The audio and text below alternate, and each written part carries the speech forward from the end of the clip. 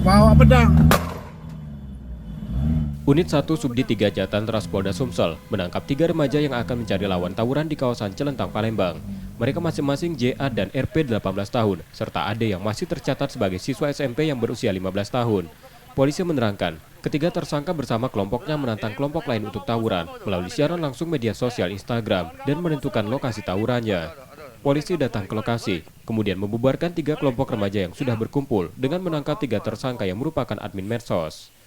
Dari ketiga tersangka, polisi menyita bom molotov serta beberapa bilah senjata tajam. Jadi atas laporan dari masyarakat, kami tindak lanjut. Ada kejadian tawuran di wilayah Celentang, maka kami dari Unit 1 Subdit 3 Jatanras langsung bergerak menuju ke Celentang dan kami amankan 3 orang remaja dengan barang bukti 3 buah sajam berupa celurit dan pedang dan bom molotov berikut dengan percun. Jadi mereka berkumpul terdiri dari ada 3 geng dari Matador, Tubruk dan Sembilan Ilir. Jadi mereka berkumpul di daerah Celentang berjanjian dengan menggunakan IG,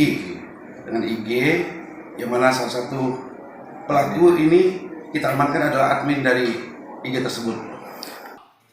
Ketiga tersangka kini ditahan dan diperiksa di Polda Sumatera Selatan. Reski Oktora, Muklas Diferensial, Kompas TV, Palembang, Sumatera Selatan.